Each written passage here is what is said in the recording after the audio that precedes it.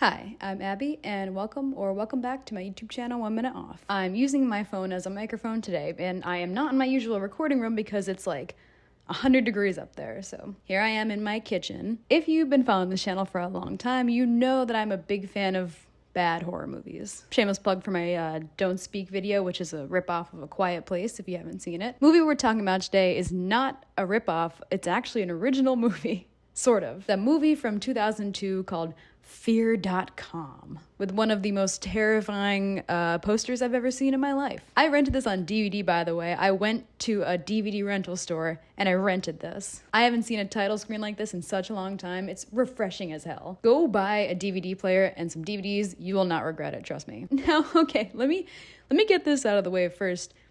It's not a good movie. It's not a cinematic masterpiece. The script is god-awful. I didn't realize my book was still being sold. We found it on a dead man. A guy named Polidori. Polidori? Polidori's dead? And the characters are really nothing to create a fandom over. They're kind of like barely people. Fear.com is basically this conglomerate of different horror tropes from like the late 90s / early 2000s. You've got like a little ghost girl, you've got the dark, scary, unknown internet, you've got voyeuristic, tortured corn, and it's all connected somehow. I'm still not sure how exactly. I believe it is well worth noting that this film has a whopping 3% on Rotten Tomatoes, with an 18% score from the audience. Which is one of the lowest scores I've ever seen on Rotten Tomatoes. And almost pretty much every single review on there is negative. There's not like one positive review of Fear.com on Rotten Tomatoes. It's no 28 Days Later. It's not The Ring, though it's kind of The Ring if The Ring were like the internet instead of a video that you watched. The plot is at best unclear and at worst just completely nonsensical. And the dialogue is at times abysmal. I hate germs and diseases. What about bugs? Pretty much hate them too.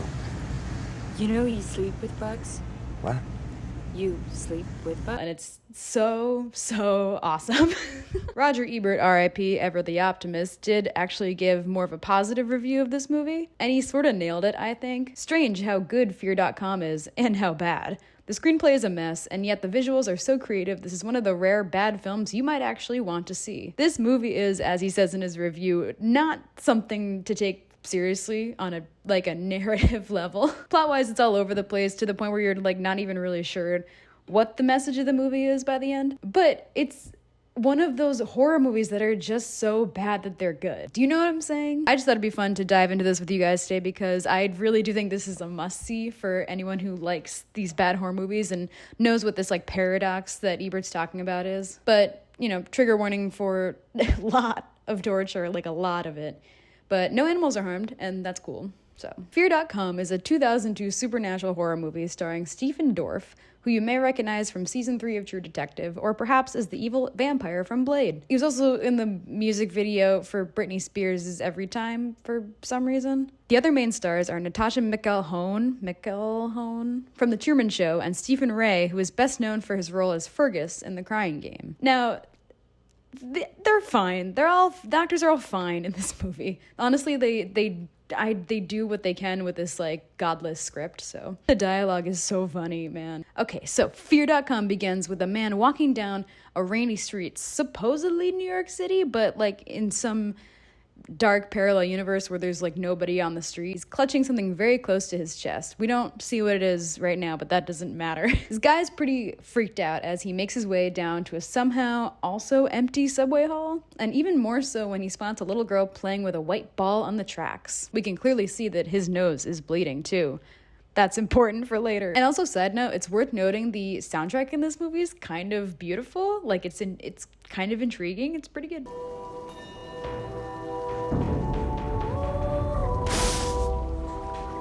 The little girl tricks the man into following her onto the tracks, just as a train comes by and just takes him clean out. Well, actually, at first he tries to flatten himself against the wall, and then he, like, jumps out of the train when it comes, so I'm not really sure what that was about. But okay, as the viewer, you're like, okay, so this is a ghost movie. The little ghost girl right there, she's not really there. We established that there's an entity that was not really there that led this man to his death, so that must be what the movie's about, right? When the police, aka Stephen Dorff, who plays Mike, we'll talk about Mike, and his team come to check on the gruesome scene on the subway, they notice that the guy's eyes are also all bloody. Like he saw something that really spooked him right before he died. What did this guy see to leave an expression like that? What a conclusion to draw from eyes bleeding, but okay. The book he's carrying is called The Secret Soul of the Internet, and they find out that he actually wrote that book with some other guy. Ooh.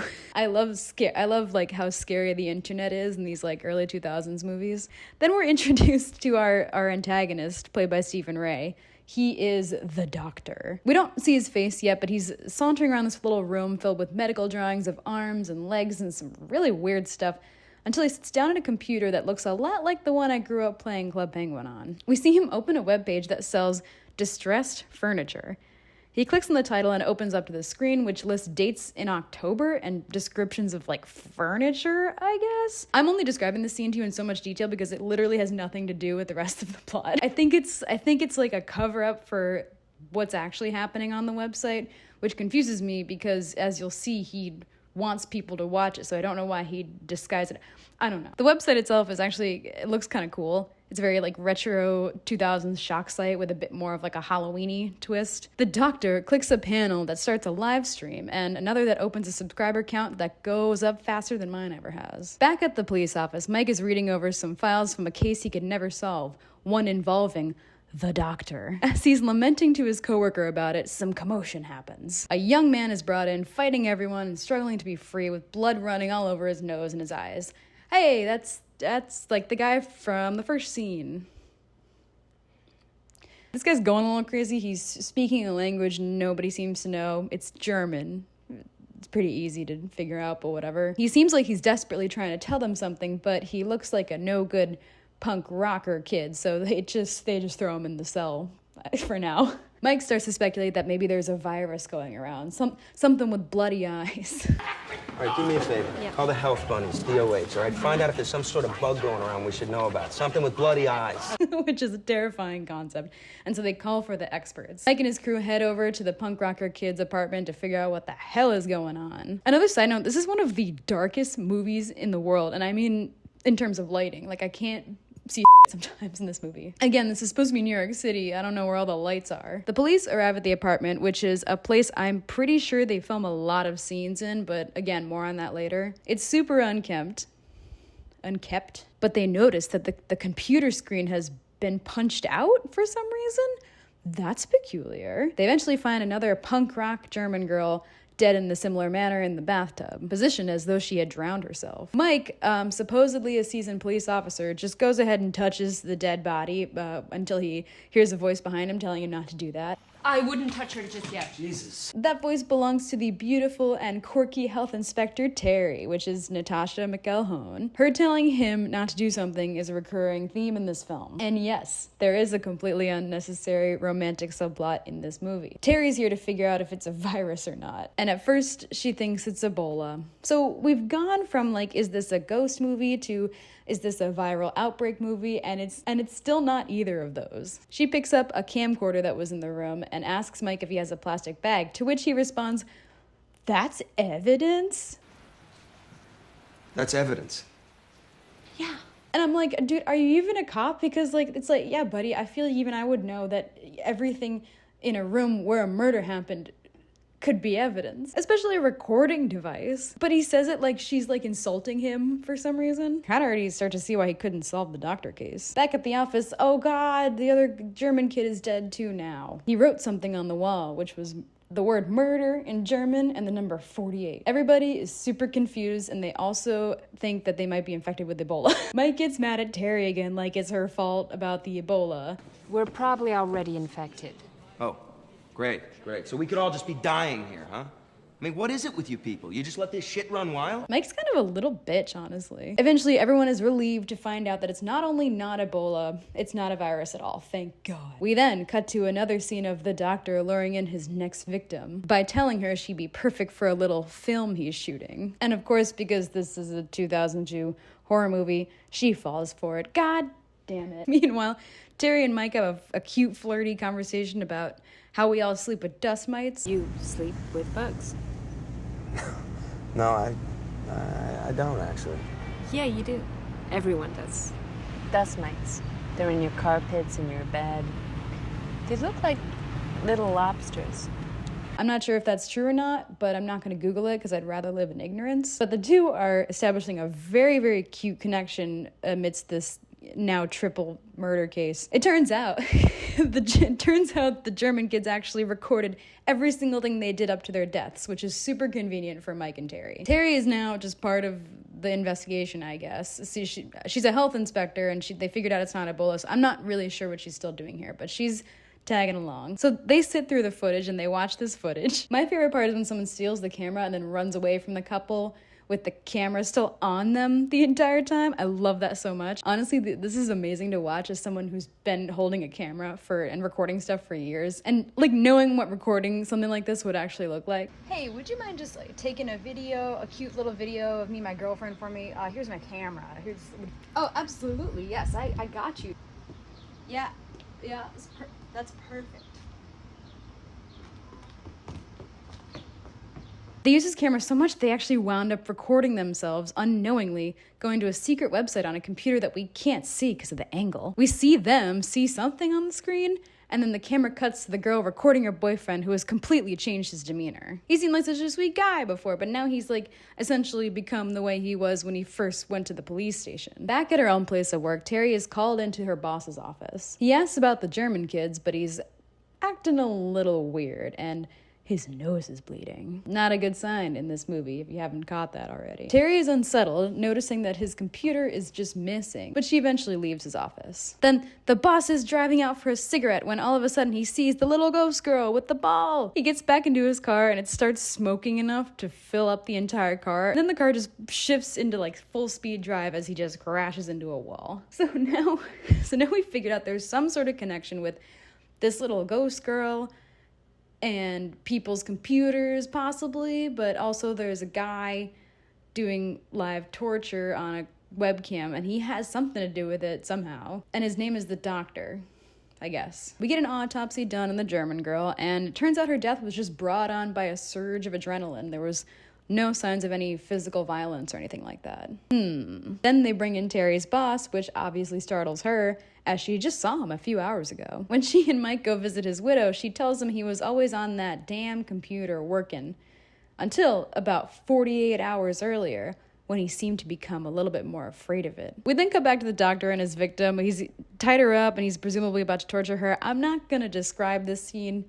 It's pretty gruesome. Like, a lot of these torture montages are fairly ghastly. They're quick, but like if you pause in any of them, you might have nightmares, honestly. The camera pans to another camera which is recording all of this, and we come to understand that the website is a live stream of a torture/killing session being broadcast out over the internet. The doctor then goes into this whole monologue about how people who watch these things are awful and perverted and should not be alive and should be punished, but also he doesn't have to be doing it in the first place, so I don't really know. I'm confused. Now, this is sort of important. Sort of. Terry's watching the German kids video again, and in one of the frames she discovers the image of a face in the background, like a ghost face. So this confirms that there's definitely a ghost, right? Of some sort, like there's some entity that's also stalking these people that's obviously not the doctor because he's busy with the torture. So, and this is not the little girl either, so who is this? Mike and Terry then figure out that the only connection between these people is that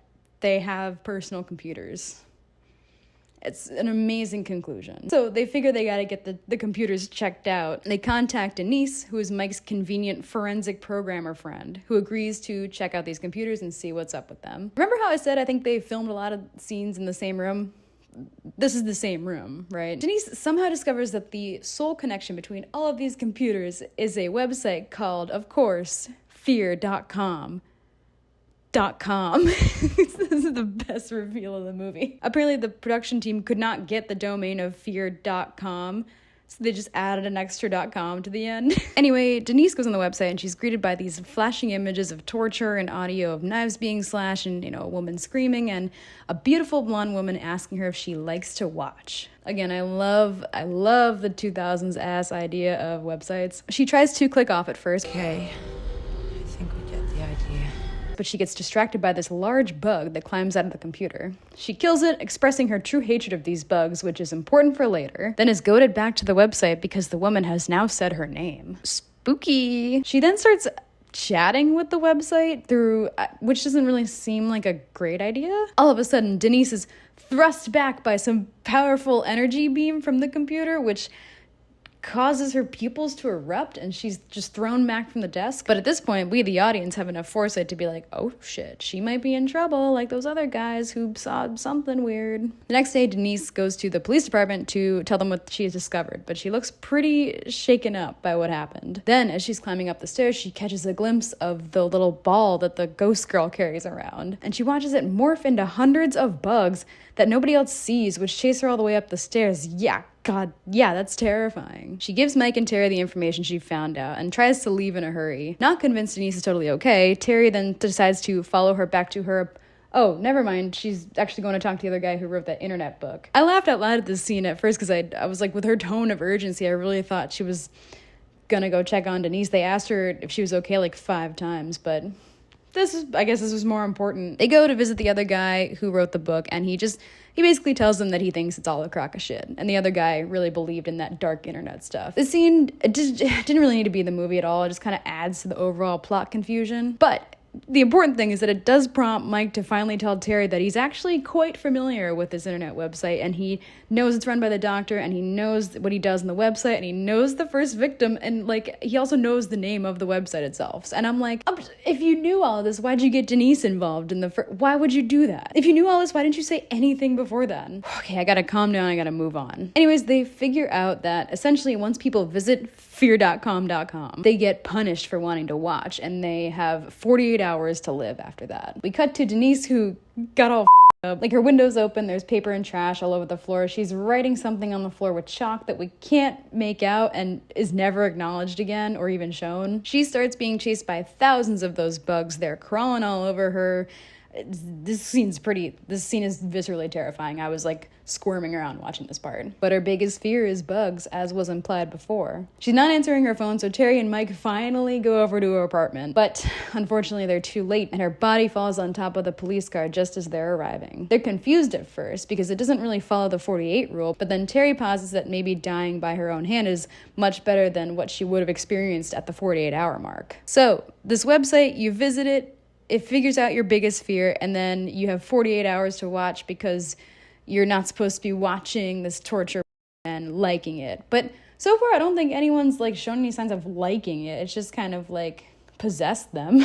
So for Terry's boss, it was the car crash, and for Denise, it was the bugs. How is this connected? I don't know. Terry makes Mike promise that he'll never ever visit that website. Her telling him not to do something is a recurring theme in this film. So, of course, the minute she falls asleep, Mike goes to Denise's apartment and just goes on the website. It's just now you're just digging your own grave here. I don't know what to tell you. This guy just loves messing with crime scenes, doesn't he? Of course, he gets weirdly drawn into the website. He starts chatting with it, which, to be fair, is actively trying to succumb him to watching it. Is kind of playing with him a little bit. He sees the beautiful blonde girl and identifies her as Jeannie Richardson, the doctor's first victim ever. What? Now, this is where the movie goes off the rails a little bit. Of course, if you weren't thinking it already had. Mike's pupils, they dilate, and he's thrown back the same way the others were, as all these flashes of torture go through his head and presumably him up even worse. He starts seeing wallpaper melt off the walls, and of course he sees that little white ball. But then I'm not really sure what his fear is, because then he sees an elevator at the end of Denise's apartment building hallway, which is also all up now. He goes in the elevator and he sees a vision of, I guess, Jeannie Richardson, who's trying to get him to follow her to another floor. But as she walks out of the elevator, she leaves her glove in the doorway, and he's hit with another burst of torture flashbacks, and he just falls to the floor. And I don't know if his fear is elevators or women. This is unclear to me. So far we have a website. There's definitely a website. But also, there's like a ghost who can apparently take the many forms of the same person, no matter what her age, I guess. Not clear if these two entities are like working together to kill people, or like when they find Mike, he's all fucked up, and he tells Terry that it's not just energy, you know, like there's something alive in the wires. It's not just energy. I don't understand. She's out there, alive in the wires. Her will is strong enough. She can live in the objects around her. What? Then he makes her promise to not go to the website. You don't go there, all right? Promise me. Which is hilarious because, like, the exact opposite of that just happened. Mike. So Terry, being the smart and, you know, well-informed and logical woman that she is, immediately goes to fear.com.com and she just asks it why it's killing people. The voices say because people are guilty of watching, but again, why make the website in the first place at all? Terry gets, you know, the same people stuff, the same flashing images, and she just kind of wakes up on the ground later. It just goes to the police department, kind of like nothing happened. I mean, she looks a little more frenzied now, but she just she just gets up and goes. While she's there, she looks at like the files from the doctor case. You though, you're a different story. Will you shut the up? And her nose starts to bleed. But we don't really get time to see what her greatest fear is because this movie has other places to go. The next scene is Terry going to visit Jeannie Richardson's grandmother, and honestly, again, the scene did not need to be in here. All we discover is that Jeannie was a hemophiliac and she liked to play at the old steel mill when she was a child, which are two things that heavily contradict themselves. Also, if they let her play at an abandoned steel mill, no wonder she got kidnapped by a bad guy. Who lets their 9-year-old play here alone? So for reasons unknown, Terry goes to the old steel mill and swims through the water in order to find Jeannie's rotting corpse and retrieve it from the bottom of the pool, which I think she thought this might have ended this whole thing, but I don't know why she would think that at this point in the movie. There's been no indication that would happen. I got the most distracted during this scene because I really had no idea what they were trying to pull off here. God, all the videos and articles I've read about brain-eating amoeba are going through my head even as I write and say this. Don't do this. Never go underwater in still water like this. After that little swim, she just goes and looks for Mike at the hospital. And then during this jaunt, she gets a call from the voice of the website, which I guess now just has access to the phone wires. I don't know. Telling her she doesn't have much time left. Then the same thing happens to her that happened to Mike earlier. Like the place she's in starts to get all like messed up, and she's seeing the white ball, and she steps on the elevator, which begins to just fall freely.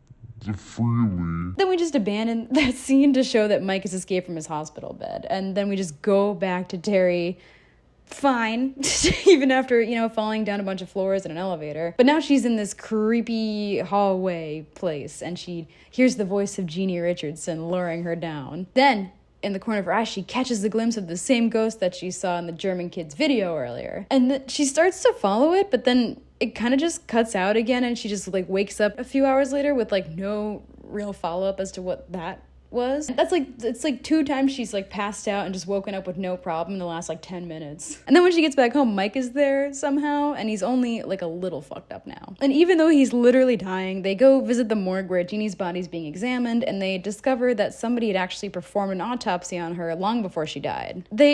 I'm not kidding. They pull a lipstick container out of her body, which the doctors say she must have swallowed before he killed her. I don't know how you do that. The lipstick container actually has this little note on it that says the guilty must be punished on the front, and lo and behold, the doctor's address on the back. So, I mean, I guess in the end, her, you know, swimming through the water to get her body was useful, but like, come on, guys. They go to the doctor's apartment, which again is the same exact apartment they filmed all the other creepy scenes in. Mike is fully dying, and Terry's not doing great either, but somehow they make their way to this guy's apartment. If it were me, I would never have just gone here with one other guy. Like, this is presumably the guy who's been killing people for years. I probably would have called the entire squad beforehand, but, you know, to each their own. The apartment is so filled with like photos of torture and knives and even literal, like, full bodies hanging on the wall that have been completely skinned that I do not and cannot believe for a second nobody would have known about this before. I certainly have no idea how this guy evaded police for so long. This is supposed to be literally in the middle of New York City. I think someone would have, I know you don't talk to your neighbors like in New York City, but I think someone would have noticed this. I mean, it's Mike working the case, so that's how he hasn't gotten caught. Terry finds a photo of the place that the doctor runs his live streams out of, as if the apartment itself was not enough evidence, and they go there. Don't worry, this is almost the end. They finally arrive at this creepy industrial place, which looks a lot like, you know, the old steel mill they were at originally, and they finally meet the doctor. He's in the middle of torturing someone, but they confront him. And actually, Mike did call for backup before he got over here, but it turns out the doctor has already killed them, which I feel like in a normal world would probably just warrant like more backup, right? But it doesn't matter. Mike shoots the doctor in the leg so Terry can untie the girl and she can get out of there, but unfortunately the doctor shoots Mike right in the chest, so he's a goner. Terry, for her own part, does stab the doctor in the back, which somehow still does not stop him, because he's still able to grab her and inject her with something and try to tie her to the torture chair. And like, at this point, I'm kind of just waiting for the movie to be over, frankly. But then,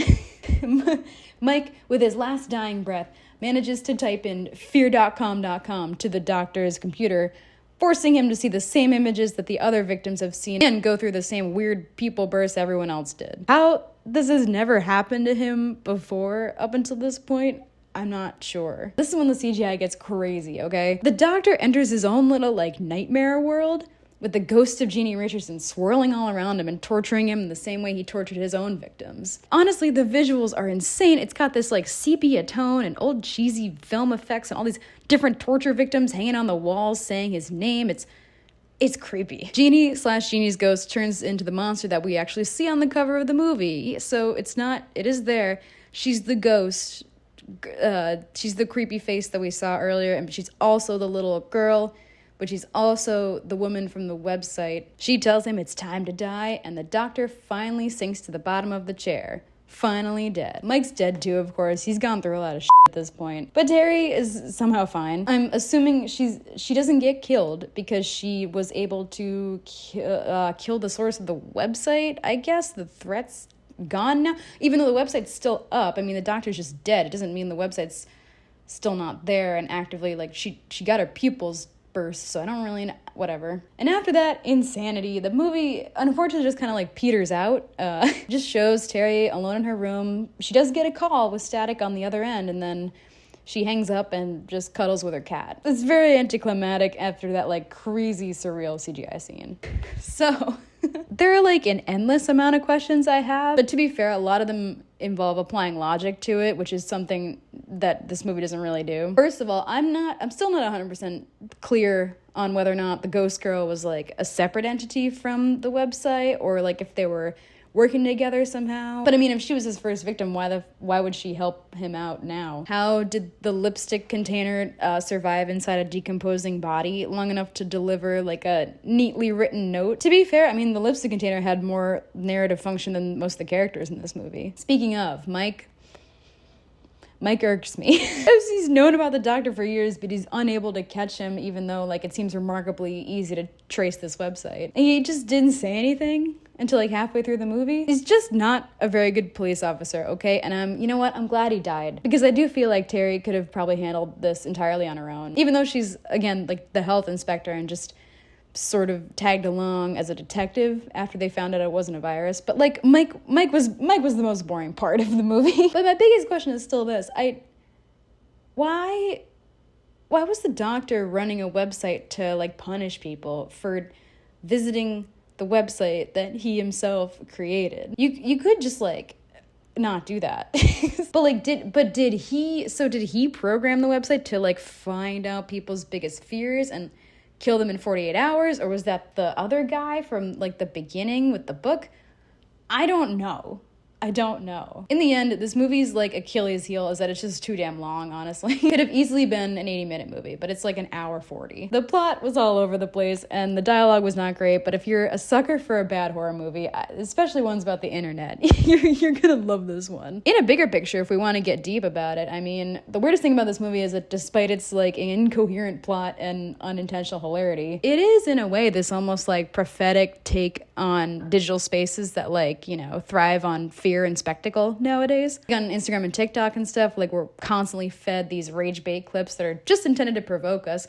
Watch my video on rage bait, by the way. Like I said in that video, the algorithm doesn't really care if we're laughing or crying or just morally outraged as long as we're watching it. The doctor sees himself as like a moral guy in a sense, and he's like a modern version of shitty YouTube grifters who put out like rage bait content and then blame the audience for clicking on it. This movie's not, you know, written well enough to say that outright, but I think it kind of stumbles face first into the point I'm talking about. And I'm sure there's much more to say about that, but this video is already too damn long. How about you? Have you seen Fear.com? Did you get the shit scared out of you as a kid by seeing it on a poster or in the theaters? Would you click on Fear.com.com? Come on. Be honest. Do you think Fear.com was accidentally trying to say something profound about the soul of the internet and voyeurism culture, or was it just, you know, throwing early 2000s horror tropes at the wall to see what stuck? Could go either way, honestly. That's about all I've got for today. I'm Abby. This is 1 Minute Off, and I'm going to go visit the website that my boyfriend just told me to never visit ever.